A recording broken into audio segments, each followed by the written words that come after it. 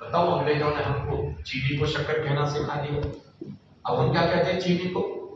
बताओ, हद हो गई। शक्कर मतलब गुड़, शक्कर मतलब गुड़ वाला पिसा हुआ गुड़ जो होता है ना, उसको शक्कर बोलते हैं। गुड़ खाएं, शक्कर खाएं।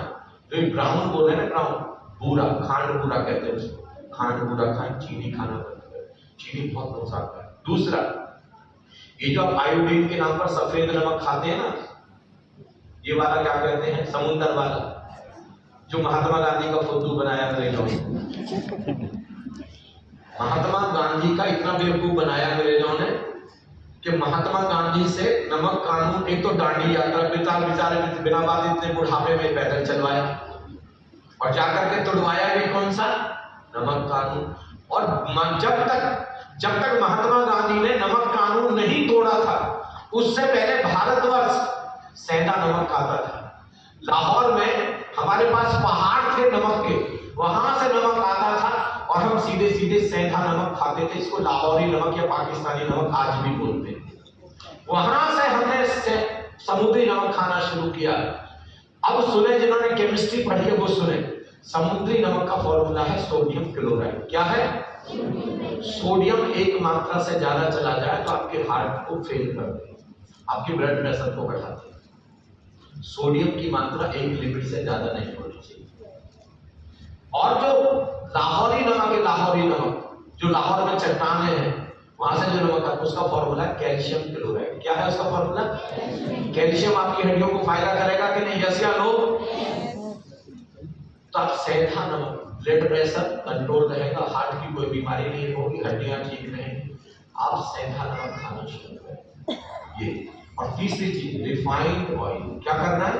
Refined oil. सीधे तेल ना, चाहे सरसों का, चाहे तिल का, चाहे बादाम का, किसी का भी तेल हो, लेकिन घानी से निकला हुआ तेल, उसको उपयोग करें। और सब आप छोंकने में जो इतना तेल डालते हैं ना, ये डालना बंद करें। जब मैं इंजीनियरिंग कर रहा था तो मेरे साथ कुछ बिहार के बच्चे पढ़ते थे, वो बिहार से इंजीनियरिंग करने आए थे। तो कभी कभी मैस बंद हो जाती थी, तो सब लोग अपनी अपनी ट्राई करते थे, अपने तरीके से भोजन बनाते थे। तो बिहार के बच्चे चोखा बनाते थे। चोखा नाम सुना है आप लोगों ने?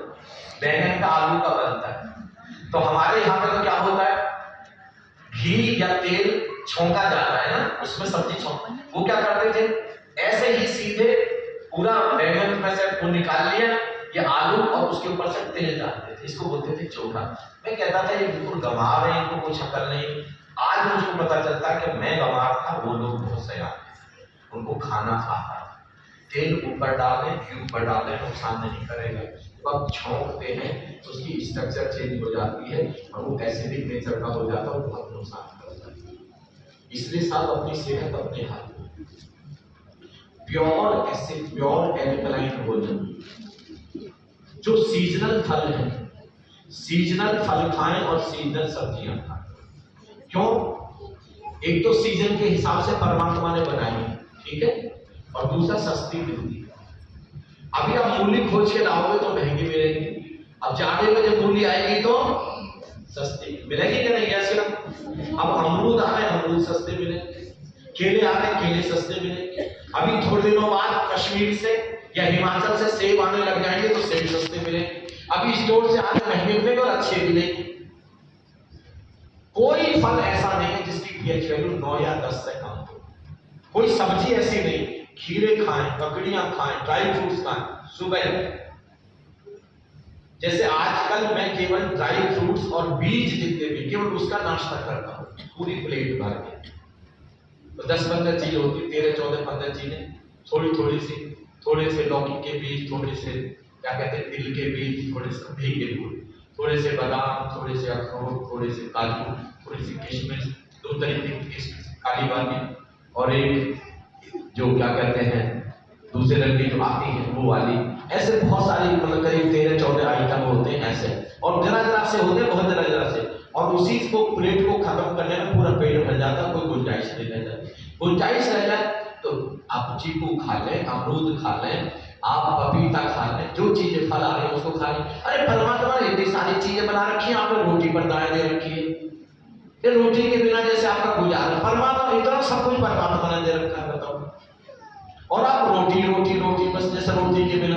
मैं अभी लुधियाने में एक घर में मेहमान हुआ 2-3 साल पहले। पंजाबी परिवार था, सियालपुर परंपरा से जुड़े हुए थे, तो वहां में था। तो उनकी बहुत बड़े बड़े व्यापारी हैं। तो रात में वो आए, मेरी वजह से जल्दी आ गए, 8 बजे तक, 7:30-8 बजे तक आ गए मेरी वजह से। तो उनकी घर की महिलाओं ने बड़ी शौक में इडली बनाई हुई थी, डोसा बनाया हुआ था, वो मुझे खिलाने के लिए। तो वो आए तो उन सबको भी इडली खिलाई, डोसा खिलाया। तो उन्होंने खा ली और उसके बाद में 30-40 मिनट हो गया। तो अब वो कह रहे हैं कि भाई आज रोटी वगैरह नहीं बनेगी क्या? मतलब इडली डोसे को तो ये पंजाब और हरियाणा के लोग भोजन ही नहीं मानते। इनको जब तक पराठे ना मिले, रोटी ना मिले, तब तक इनका भोजन ही नहीं है। इतना सुंदर तो भोजन हो गया। थोड़ा सा भोजन करने का तरीका बदल दे। सुबह के समय फ्रूट्स खाएं, ड्राई फ्रूट्स खाएं, भिगो के खाएंगे तो लाइव हो जाए, एनर्जाइज हो जाए। ऐसे ही सारे बीज भिगो करके खाओ। ये सारे के सारे दाल जितने भी हैं, चना है, मोट है, मूंगफली है, ये सब अंकुरित करके खाएं। प्रोटीन की मात्रा आपको बहुत ज्यादा मिल जाएगी। दोपहर में जितना भी सलाद खा सकते हैं, खीरे, टमाटर, जो भी, मैं कहता हूँ सस्ता वाला खाना। जब टमाटर 250 रुपए किलो होता है, टमाटर की तरफ देखें भी ना, पूरा भारत। जापान वाली थ्योरी अपना है, जापान में क्या टेक्निक है, कोई सब्जी या फल महंगा हो गया तो जापान का एक व्यक्ति भी खरीदना नहीं चाहता, तो अगले दिन वैसे ही सस्ता होता है। एक व्यक्ति नहीं खरीदेगा, एक भी व्यक्ति, जो अरबपति खरबपति है वो भी नहीं खरीदेगा। भारतवर्ष में जब टमाटर महंगा हो जाएगा, करोड़ोंपति लोग तभी खरीदेंगे, अब खरीदने का मजा है। और वो दुनिया को दिखा करके कोई उनके घर जाएगा तो कितने टमाटर डाले, तभी चिढ़ाने के लोगों को कहते हैं हमारे घर में टमाटर है। कोई जरूरी है सब जीरे में छोंको सब्जी को, टमाटर में कौन कह रहा है सब्जी को। और दूसरी फॉर्म है, आप सबसे एक प्रश्न पूछता हूं मैं, सब उत्तर दीजिए। सब चिड़िया, गाय, भैंस, बकरी, हाथी, जैसे ही दिन निकलता है, सूरज निकलता है, कहां चले जाते हैं? जंगल में भोजन की तलाश। कहां चले जाते हैं? बोने। कहां चले जाते हैं? और जब दिन छिपने लगा, शाम होने लगी, तो कहां जाते हैं? अपने अपने ठिकाने, अपने अपने घर पहुंचते हैं। इंसान भी जब तक बिजली की खोज नहीं हुई थी, शाम होने से पहले दिन छिपने से पहले खा लेता था जो भी खाना था। इससे लोग 150 साल, 200 साल, 250 साल, 300 साल तक जिंदा रहते थे और बीमार नहीं होते थे।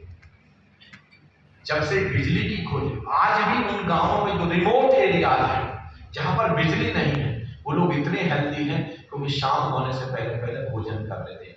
बीमारी की सबसे बड़ी जड़, आप एक कसम खा लें, आपकी 70% बीमारियां एक फॉर्मूले से ठीक हो जाएंगी।